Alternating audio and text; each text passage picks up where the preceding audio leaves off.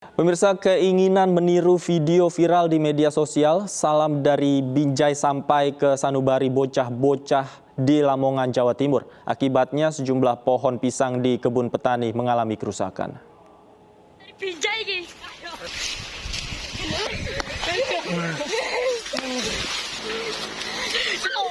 Yang ingin meniru viral, salam dari Binjai. Pemilik pohon pisang pun melaporkan perbuatan belasan bocah ke pemerintah desa setempat. Karena pelakunya diduga masih anak-anak yang masih duduk di sekolah menengah pertama. Pihak desa memanggil orang tuanya masing-masing untuk dilakukan mediasi dengan pemilik pohon pisang. Ya, ini gedang-gedang banyak yang rubuh karena ada beberapa anak kecil yang lagi viral konten Binjai, salam Binjai. Ini korbannya sekitar 50 pohon.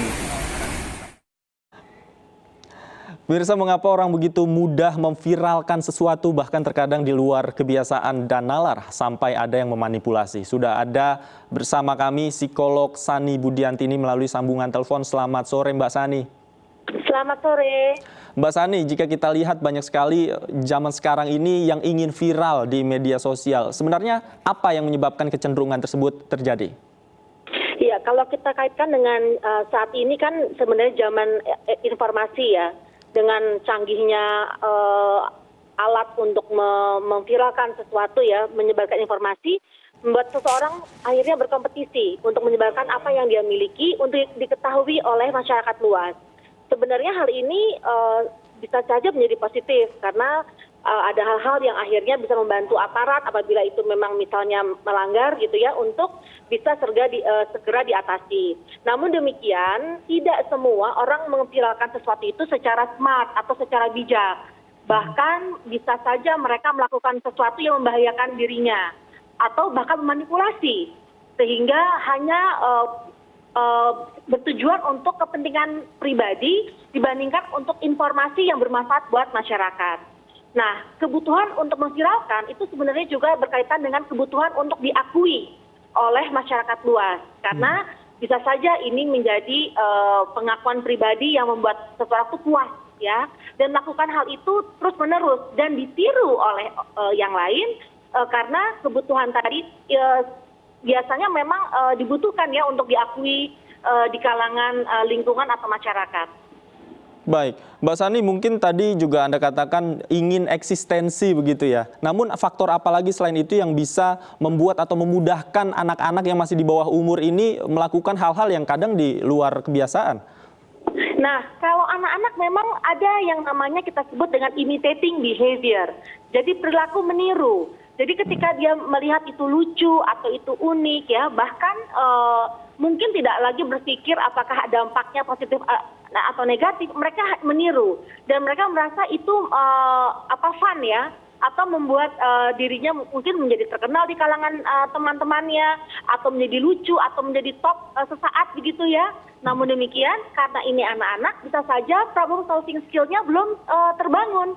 Jadi mereka tidak memahami apakah dampaknya itu negatif dan atau bahkan bisa berisiko terhadap dirinya begitu dan atau yang memang orang lain.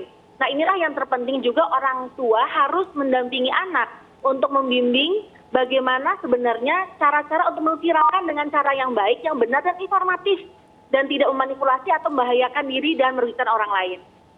Jadi bukan tidak boleh bermain media sosial dan berbuat sesuatu yang viral, tapi harus bijak memilih kontennya, Mbak. Mungkin ada konten-konten tertentu atau hal-hal tertentu yang memang masuk spesifikasi berdasarkan kriteria umur, Mbak. Iya, sebenarnya kan kalau kita lihat memang anak-anak itu kan cenderung tadi meniru ya. Jadi mereka tidak bisa memilih mana yang baik, mana yang enggak begitu ya. Namun demikian memang kalau kita lihat kategori usia itu memang saat ini memang tidak terlalu bisa strict ya, karena tadi anak kecil saja sudah meniru konten orang dewasa. Nah, sebenarnya mereka karena tidak memahami sebenarnya boleh atau tidak boleh karena tidak ada aturan atau konsekuensi yang tegas begitu. Hanya memang ini berkaitan dengan parenting ya, orang tua untuk memberikan pemahaman begitu. Apakah ini baik atau tidak baik? Mungkin sebatas itu kali ya. Baik, bahkan yang usia remaja pun kita ketahui bersama cenderung melakukan sesuatu yang cenderung membahayakan dirinya sendiri. Memang ada kepuasan tersendiri jika seseorang atau remaja katakanlah melakukan hal itu, Mbak Sani. Iya, memang di remaja itu ada disebut dengan star syndrome ya. Jadi kalau dia ada merasa terkenal karena melakukan sesuatu yang viral atau yang eksploratif, itu mereka merasa lebih dari yang lain.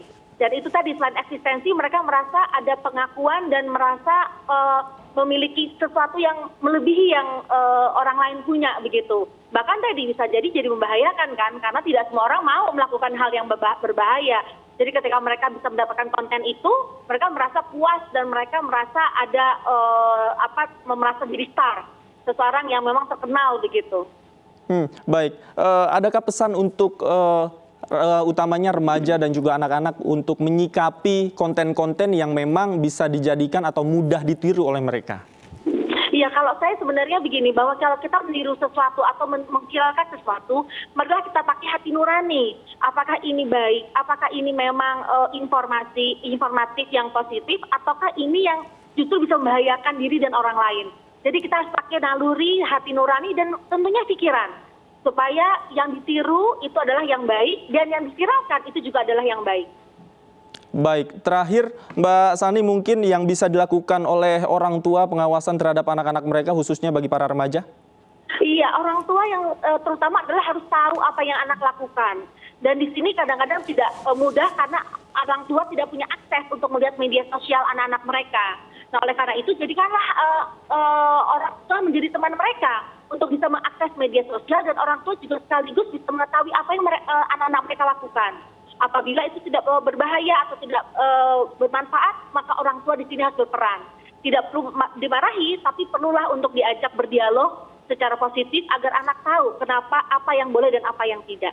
Baik, ini penting sekali, minimal orang tua mengetahui konten apa saja yang diakses oleh anak begitu ya. Baik, terima kasih sekali lagi Mbak Sani Budiantini sudah bergabung bersama kami dan berbagi informasinya di iNews Sore. Selamat sore.